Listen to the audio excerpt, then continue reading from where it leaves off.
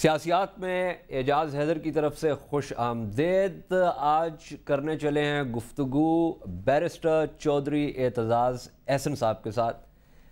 بہت بڑا نام، بہت ممتاز قانون دان، سینیٹر بھی رہ چکے ہیں، وزیر قانون بھی رہ چکے ہیں، وزارت داخلہ کا انتظام و انصرام بھی جو ہے چلاتے رہے، وکلاء تحریک کے روح روان ایک کلیدی کردار ادا کیا۔ اس کے علاوہ بھی بہت کچھ کرتے رہے ہیں، شاعری بھی کرتے ہیں اور اپنی شاعری پڑھتے بھی ہیں اور آواز بھی بہت خوبصورت ہے۔ کوشش کریں گے شاید ان سے کہیں کہ ایک آدھا شعر ہمیں بھی جو ہے وہ سنا دیں، تو ان سے مختلف امور کے حوالے سے گفتگو کریں گے۔ چودھری صاحب بہت شکریہ تشریف لانے کا۔ سیاسی باتیں بعد میں۔ بہت سارے لوگوں نے مجھ سے پوچھا ہے کہ چودھری اعتزاز احسن کی عمر کیا ہے؟ ارے عمر 64 سال ہے۔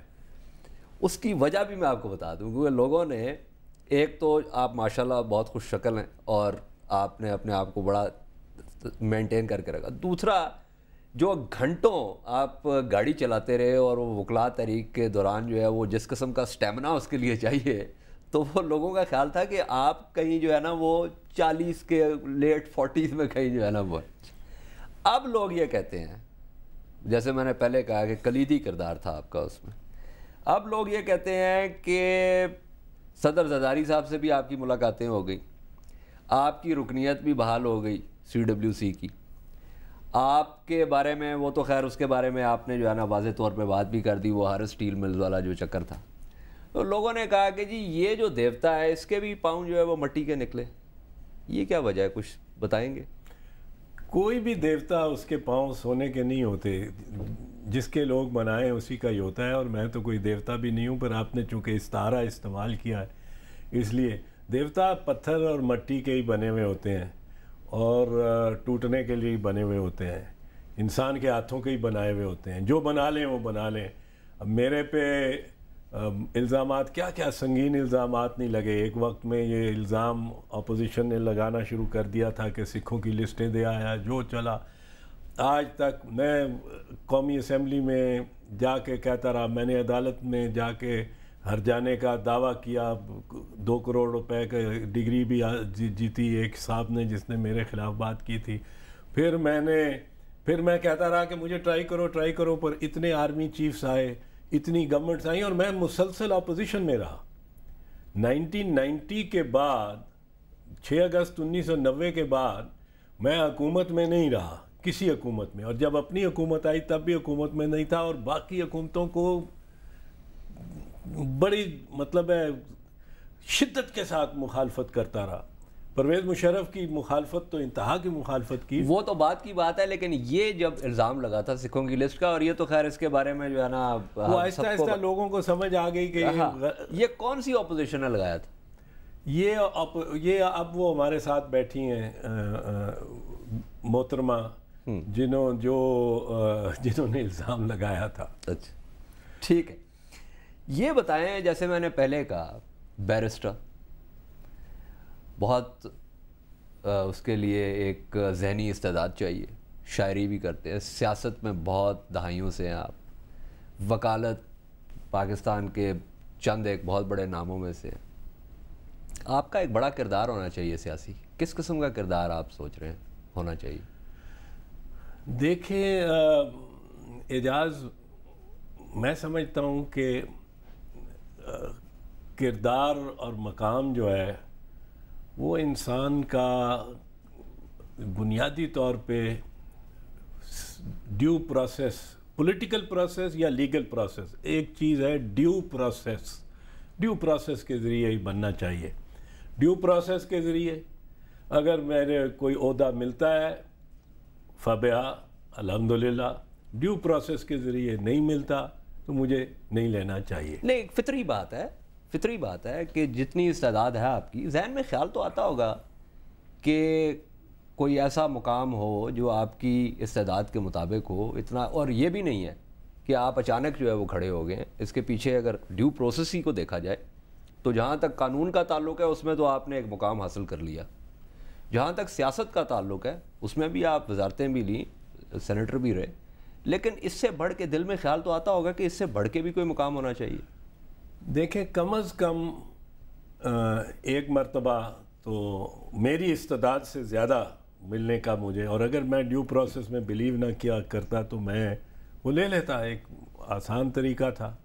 جب پرویز مشرف کے خلاف ہم نے تحریک شروع کی وکلاء نے، اور جب میں نے ڈرائیونگ شروع کی اور وکالت بھی میں ہی کر رہا تھا 13 ججز کے سامنے، خلیل الرحمان رمدے صاحب کے بینچ کے سامنے، اور میرے خلاف شریف الدین پیرزادہ پیش ہو رہے تھے، مختوم علی خان صاحب اٹارنی جنرل پیش ہو رہے تھے، ملک قیوم صاحب پیش ہو رہے تھے، وسیم سجاد صاحب پیش ہو رہے تھے. Top lawyers of the country میرے خلاف تھے، اور میں اکیلا تنہا آرگو کر رہا تھا. میرے ایسوسیٹس ندیم، شاہد اور غور خان کے علاوہ مطلب ہے شوکت، یہ ایسوسیٹس تھے، پر پیش میں ہی ہو رہا تھا مینلی.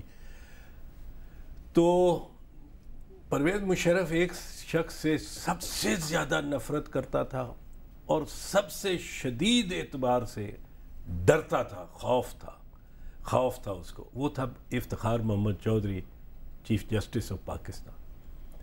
تو مجھے ان سے توڑنے کے لیے ان کی شدید کوشش تھی، انتہا کی کوشش تھی، اور مجھے یہ کہا گیا کہ آپ وزیر اعظم بن جائیں. میں ایم این اے بھی تھا اس وقت، اب تو میں ایم این اے نہیں ہوں. اچھا، مطلب وہ چاہ رہے تھے کہ شوکت عزیز صاحب کو فارغ کر کے فارغ کر کے انہوں نے کہا، ان کے پیغام بر جو آئے، انہوں نے کہا کہ آپ ایک دفعہ ہاں کریں، یہ ٹیلی فون میرے ہاتھ میں ہے، میں ابھی صدر صاحب سے بات کروں گا. اس روز ہم نے، اس کے چند دنوں بعد ہم نے پشاور جانا تھا، چیف جسٹس صاحب اور میں نے.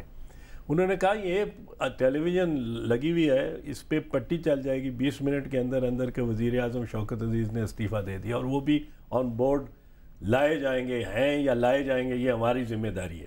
دلچسپ بات، اگر اس وقت مفروضہ اس وقت جمہوری حکومت ہے، اگر زرداری صاحب کہیں کہ آپ کوئی فیسیلیٹیٹ کرے اس معاملے کو، سسٹم جو ہے وہ گڑبڑ ہو سکتا ہے، میں گیلانی صاحب کو گھر بھیجتا ہوں، آپ وزیر اعظم بن جائیں، آپ پارٹی کے اتنے بڑی لیڈر ہیں، بن جائیں گے آپ؟ نہیں، میں زرداری صاحب کے بھی ایک لحاظ سے ڈسپلن میں ہوں. میری پارٹی کے چیئرمین ہیں.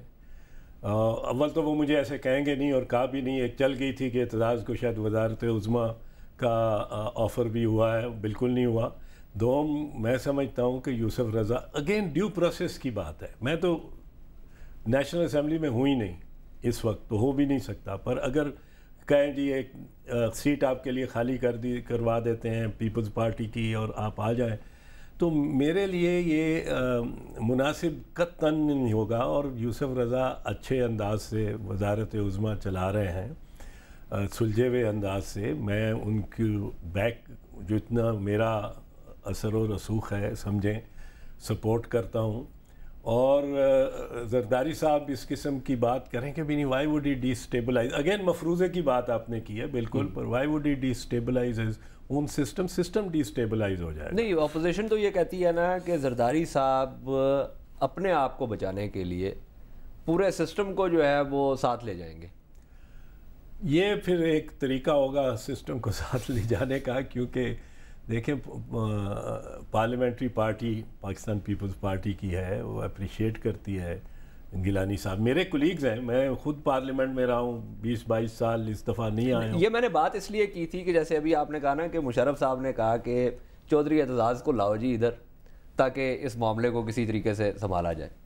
اب چونکہ 9 مہینے کے تعطل کے بعد اور آپ کی CWC سے معطلی کے بعد دوبارہ جو ہے پچھلے سال جب آپ کی وہ بحال ہوئی رکنیت، اس کے بعد آپ کی صدر صاحب سے ملاقاتیں بھی ہوئیں، تو ایک اشارتاً یا کنایتاً لوگوں نے یہ سوچا کہ یہ اس وجہ سے ہو رہا ہے کہ اب چودھری اعتزاز صاحب کو کہا جائے گا کہ جی آپ کسی طریقے سے کوئی ثالثی کرے عدلیہ اور انتظامیہ کے درمیان. تو اس قسم کی کوئی بات ہے؟ دیکھیں اعجاز، عدلیہ کے ساتھ تو کوئی ثالثی کا امکان نہیں ہے، ہونا بھی نہیں چاہیے. عدلیہ کو اپنے فیصلے خود کرنے چاہیے، کسی بھی آؤٹ سائڈ انفلوئنس کے بغیر. غلط کریں یا صحیح کریں، غلط بھی فیصلے ہوتے ہیں، یہ نہیں کہ انسان ہیں وہ آخر کار، ججز بھی.